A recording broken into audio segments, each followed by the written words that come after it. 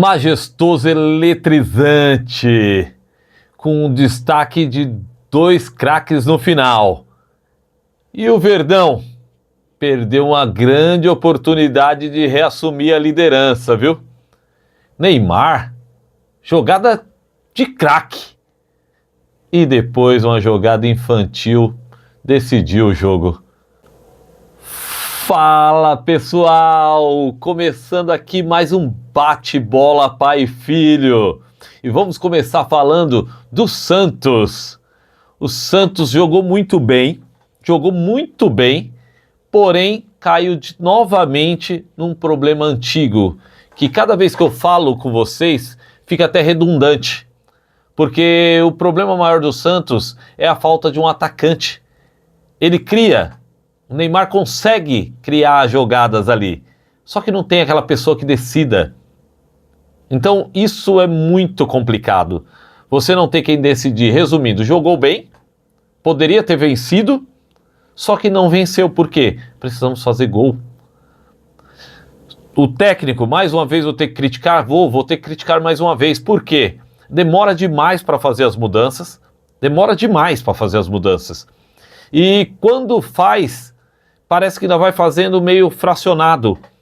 Com isso, muitas vezes pode acontecer, como aconteceu com o jogo contra o Palmeiras, onde fez a mudança e já veio o resultado. Mas pode ser lento. Até o jogador aquecer, entrar no ritmo do jogo, o jogo acaba. Por quê? Porque ele demora demais para fazer essas mudanças. Isso aconteceu no jogo da quarta-feira, onde o Robinho Júnior demorou para aquecer, por sinal quase decidiu o jogo. Uma jogadaça, jogada de craque, mas chutou fraco. E o Roleiser demorou muito para ele colocar. É um cara que é diferenciado, precisa ser visto dessa forma. E o técnico não está conseguindo acompanhar. Jogando muito retrancado, o time precisa ganhar. Você não dá para você jogar dessa forma, não dá para você entrar toda vez dessa forma, retrancado dessa forma.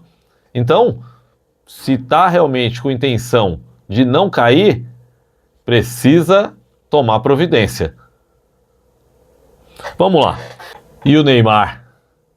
Vou te falar, por isso que eu sou uma das pessoas que falo que o Santos é um privilegiado de ter o Neymar. Porque o Neymar é aquela visão diferenciada do jogo.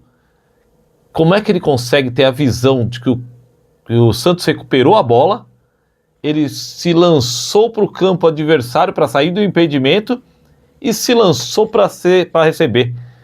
E, logicamente, chegou lá na frente do gol, aquela calma, aquele gelo, como ele mesmo falou em uma entrevista que eu vi, se inspirou no Romário. Realmente que por sinal era um cracaço dentro de campo. Fantástico. Com o gol dele, Santos conseguiu abrir o placar, pena que não conseguiu sair com a vitória, devido aos motivos que já falei. Agora vamos falar do Palmeiras. E o Verdão? Perdeu uma oportunidade de ouro. Pegou um time que está na zona de rebaixamento, tinha que ter ganho, empatou, tudo bem, diminuiu 1 ponto, devido ao tropeço do Flamengo com o Fluminense. Mas não pode, nós estamos na reta final. Agora ficaram 4 jogos apenas, para se tirar uma diferença de 2 pontos de um outro time que também está totalmente muito ajustado. Talvez um elenco até melhor que o do Palmeiras. Então, o Palmeiras precisa acordar, não pode perder esses pontos, se quiser realmente disputar o título. Melhorou muito com a entrada do Vitor Roque. Vitor Roque se diferenciou quando estava ao lado do Flaco Lopes. Eu acho que eles jogam muito bem, eles conseguem se entender muito bem. Mas criou muita jogada, o gol que é bom, o gol que poderia diferenciar e trazer ele para reassumir a liderança, não saiu. Então, Palmeiras precisa acordar se quiser o título. Perder esses pontos não pode acontecer. Não dá para acontecer. Mas nessa rodada o destaque eu vou deixar para o Majestoso. Corinthians e São Paulo fizeram um jogo eletrizante, com destaque do primeiro tempo maior para o Corinthians, Corinthians jogou melhor o primeiro tempo. São Paulo iniciou o segundo bem, tomando conta do jogo, merecendo até o gol. Só que aí não fez. E o que aconteceu? Apareceu novamente o craque, o jogador diferenciado.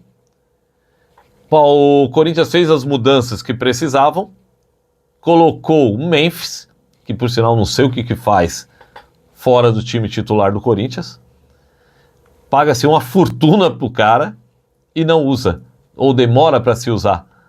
Então assim, entrou, fez uma jogada realmente de craque.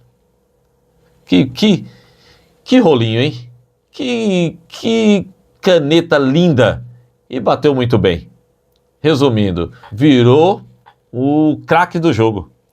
Estava onde? No banco do Corinthians. E para finalizar, o senhor Yuri Alberto fez mais um. Quando o Yuri faz um gol, parece que ele cria mais ânimo. E vai lá e busca mais o gol. Será que deu uma sorte danada? Um chutaço que bateu na trave e voltou no pé dele. Mas teve a frieza de bater bem, tirar do goleiro e fazer o segundo gol dele. Mas o São Paulo parece que ele apagou, parece que ele dormiu, parou no tempo. E o Corinthians soube aproveitar, soube tirar proveito disso e decidiu o clássico. Um clássico que eu posso considerar muito bom, muito bom. Agora o Corinthians chegou a 45 pontos, praticamente não corre mais risco nenhum de ser rebaixado e agora já começa a sonhar até mesmo com a Libertadores. Já começa a sonhar em conseguir uma vaga na Libertadores, porque agora provavelmente 8 irão. Então dá para abocanhar pelo menos uma pré-Libertadores ali. E São Paulo, assim, perdeu uma grande chance de garantir um espacinho maior ali para tentar a Libertadores, mas tem 4 jogos pela frente, quem sabe não se destacam. Ficamos por aqui, mais um bate-bola pai e filho, quero que curtam, compartilhem, vou trazer uma promoção show para vocês para esse Natal, então aguarda que virá uma promoção show de bola e, por favor, se inscrevam, preciso chegar a pelo menos 1000 inscritos para que eu possa fazer uma live com vocês. Tchau, tchau!